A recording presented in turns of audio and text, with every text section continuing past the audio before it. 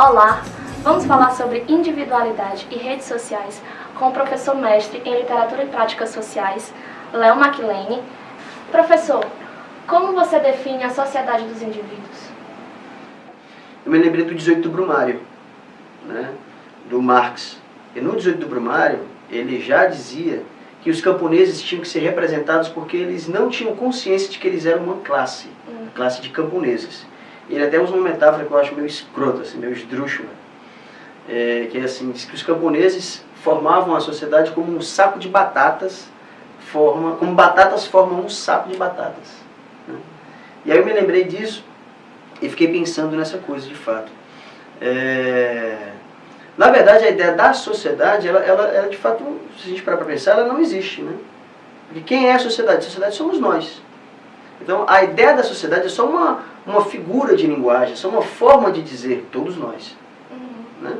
Mas o que existe mesmo somos nós. Eu nem sei se indivíduos, de fato, também existem.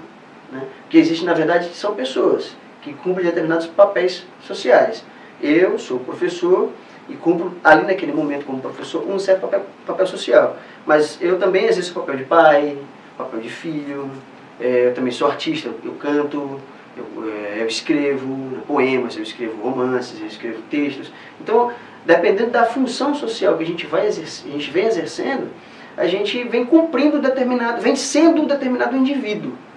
Então, mesmo a ideia de indivíduo, eu não sei se ele pode ser entendido como uma coisa que seja concreta de fato.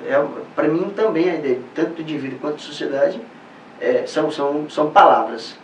São abstrações para se referir a realidades concretas que somos nós. São formas mais fáceis de se referir a essas realidades. Mas, como materialidade, né, elas não existem. Eu trouxe um poema de Fernando Pessoa sobre isso. Posso ler? Pode, por favor. É exatamente sobre isso. Ele diz assim: num dia excessivamente nítido, dia em que dava a vontade de ter trabalhado muito, para nele não trabalhar nada, entrevi como uma estrada por entre as árvores o que talvez seja o grande segredo, aquele grande mistério de que os poetas falsos falam. Vi que não há natureza, que natureza não existe. O que há são montes, vales, planícies, árvores, flores, ervas, rios e pedras. Mas que não há um todo a que isso pertença. Que um conjunto real e verdadeiro é uma doença das nossas ideias. A natureza é partes sem um todo. Isso é talvez o mistério de que falam. Então essa é a ideia, assim, né? Na verdade, não, essas palavras mais diretas, essas palavras mais amplas, mais abstratas, elas são figuras de linguagem que fazem referência à realidade. São formas de... São coletivos. São como coletivos, elas funcionam como coletivos. E você falou da metáfora das batatas e a metáfora das estátuas pensantes. Como você interpreta? Assim, tem um texto de um teórico chamado George Simmel, e chama-se A Metrópole e a Vida Mental. E aí ele faz... Esse é um texto do começo do século XX. E ele fala de que nessa sociedade que a gente vive, né, muito cheia de estímulos o tempo inteiro, a gente é estimulado de todas as formas, né? A nossa pele, as luzes, os sabores, né? Os sabores os temperos são muito fortes, né? As imagens são muito rápidas, muito velozes, tudo é muito alto, né? Você vê os paredões de som, por exemplo, tudo é muito gigantesco, né? E isso vai construindo, isso vem, segundo o Jorge Simmel nesse texto, vem amortecendo os nossos sentidos. Então, uma forma do nosso cérebro não enlouquecer ele vai se defendendo desses estímulos e vai deixando de reagir a determinados estímulos. E aí o indivíduo contemporâneo ele assume o que o Jorge Simmel nesse texto chama de atitude blasé. E essa atitude blasé é exatamente essa coisa da estátua. As estátuas pensantes. Pelo menos é assim que eu penso, né? E você acha que existem muitas estátuas pensantes em nossa sociedade atual? Existem muitas estátuas. Pensantes, eu não sei. Assim, a gente tem alguns murais para observar isso. quando a gente observa esses murais, eu acho que elas são estátuas relatantes, né? Elas vão relatando, assim, tudo que fazem, né? Se elas vão ao banheiro, o que, é que elas comeram e tal. E até fotografam para ó, estou dizendo a verdade, vê aqui, ó. Né? Então a fotografia legitima o que você está dizendo, né? Não é mais, eu dou a minha palavra, agora eu dou a minha imagem, né? Para comprovar aquilo que eu estou dizendo. Mas assim, pensante, existem algumas pessoas que têm se preocupado em fazer algum tipo de análise mais aprofundada, né? Agora essas análises aprofundadas, elas não cabem no espaço do Facebook, né? Porque assim, até mesmo eu que sou leitor de livros, quando eu encontro uma postagem muito grande, eu não leio, né? Porque você está, como você disse, você está tão atento à rapidez das imagens, das informações, que você também quer essa rapidez das informações e acaba deixando de falar. Exatamente. Então não tem como você desenvolver não tem como você pensar dentro de um espaço de 150 caracteres.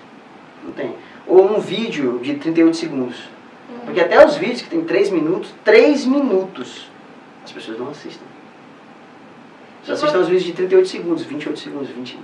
Menos de 1 minuto, 1 minuto e 20 é o máximo, assim, as pessoas geralmente assistem. Você acha que os indivíduos hoje, eles conseguem se observar o outro dentro da sua individualidade? Eu acho que a gente se observa é demais. A gente, inclusive quando a gente está discutindo no Facebook, por exemplo, né, a gente lê a nossa postagem várias vezes, né? E aí lê a do outro, mas lê a do outro não pensando no que o outro está dizendo, já pensando na resposta que você vai dar, né? E no WhatsApp, que é pior ainda, você grava a sua mensagem e você escuta a sua mensagem, algumas vezes. Eu já vi algumas pessoas gravando a mensagem no WhatsApp e ouvindo, assim, algumas vezes e tal, apreciando, assim, a modulação da voz. Ela tem quase um orgasmo, assim, Antes de enviar. Antes de enviar. Então eu acho que as pessoas se observam até demais. Eu acho que o outro é a chave. Nós estamos precisando de uma injeção de alteridade. Nós precisamos nos chocar com o outro. E não é com o outro, a outra pessoa que concorda comigo, não. É com o outro que não concorda comigo. Aí eu tenho a alteridade máxima. Porque eu começo a observar quem eu sou a partir de quem eu não sou. Ou de quem eu não quero ser. Ou de quem eu posso ser. Ou de quem eu quero ser. O outro é sempre a chave, né? E aí a gente... Não acho que o Facebook, pelo Facebook ou pelas redes sociais, a gente tem acesso à interioridade do outro. Não acho. Mesmo que eu esteja dizendo assim, como muitas pessoas colocam assim no Facebook, né? Ah, estou triste, estou precisando de um abraço, estou precisando disso, daquilo. Mesmo essas necessidades, elas não dizem daquilo que elas estão dizendo. Porque elas estão dizendo uma coisa que não está sendo dita ali. Que pode ser traduzida da seguinte forma: eu preciso de alguém. Eu preciso do outro. Né? É por isso que eu estou falando. O outro é a chave. Para um caso, para quem se olha demais e para quem não olha para nada. Você acha que os indivíduos têm tido cada vez mais necessidade de pertencer a grupos? Sem dúvida. Sem dúvida. E ainda que ele não manifeste isso,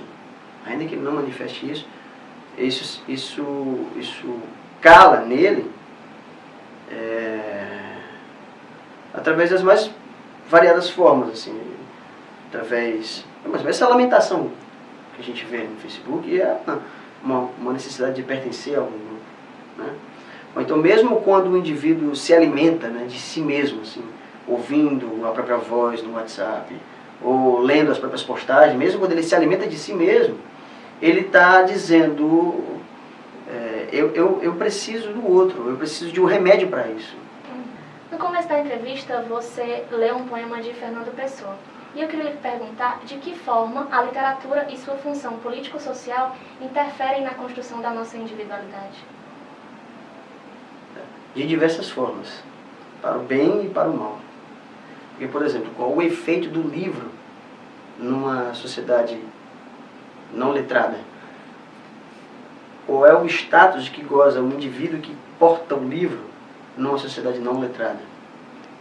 Então, por exemplo, quando os livros chegaram aqui no Brasil, eles encontraram um grupo de leitores muito pequeno. E a grande massa da população, e massa também é uma abstração, tal como a sociedade é, não tinha acesso a esses livros. Mais ainda, não sabia nem da existência do livro. Não por ignorância, mas porque a forma de gravar histórias da comunidade não era em papel. Era oral. Era oral, era na memória. Então, assim, quando o livro chega, principalmente quando a Igreja Católica chega com a força do livro, o livro, que é a Bíblia, contém a verdade e a vida, eu subtraio da vida a vida e injeto essa vida no livro. E é por isso que as pessoas hoje têm o livro com esse peso. Quando o livro chega, ele quebra a coletividade.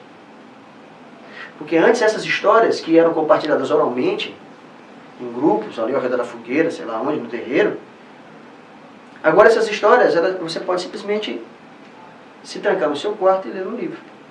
Então, o livro é a primeira virtualidade.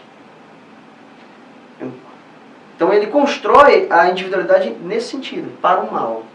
Por quê? Porque ele quebra a coletividade. Entende? Agora, contra o veneno da cobra, só o veneno da cobra. E aí, de que forma o livro pode tornar a construir a individualidade? Né? Reconstruir a individualidade e, dentro dessa individualidade, a tal coletividade. O professor Antônio Cândido ele tem um livro chamado Literatura e Sociedade. E nesse livro, ele diz que a força da literatura é poder chamar a atenção sobre tal realidade. Então, por que as pessoas, quando leem um livro e vão assistir a um filme, por exemplo, aquele 50 Tons de Cinza, as pessoas, eu não li o livro nem vi o filme, mas muitas pessoas que eu conheço leram o livro e assistiram ao filme. E aí elas dizem assim, mas o livro é muito melhor. Por que elas dizem isso? Porque o livro tem a profundidade que nenhuma outra coisa tem.